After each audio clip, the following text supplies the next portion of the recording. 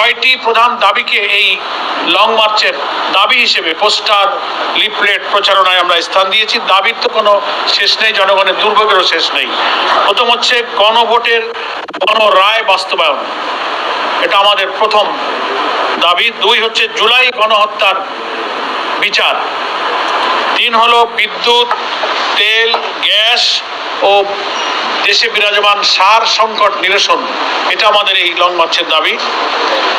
4, নিত্য প্রয়োজনীয় দ্রব্যমূল্যের ঊর্ধ্বগতি রোধ করা। 5, ভেঙে পড়া অবনতিশীল আইন শৃঙ্খলা পরিস্থিতির উন্নয়ন করা। সংঘাত, সংঘর্ষ, খুন, ধর্ষণ, একটা পরিবারের 4 জনকে খুন করা হয় খবর। আর ধর্ষণ, ক্যাম্পাসে রক্ত ঝরা, যা আমরা দেখতে চাইনি, অপহরণ, এগুলো চলছে। এগুলো পরিস্থিতির উন্নয়ন করা এবং এগুলো বন্ধ করা আমাদের এই লং মার্চের একটা দাবি। 6 হলো প্রশাসনের সর্বস্তরেই আমরা বলবো, একেবারে সরকারি পড়ায়, শিক্ষা বোর্ড সহ নানান জায়গায়, ইউনিভার্সিটির ভাইস চ্যান্সেলর থেকে নিয়ে সংকীর্ণ দলীয়করণের প্রতিবাদ এবং এটা বন্ধ করা।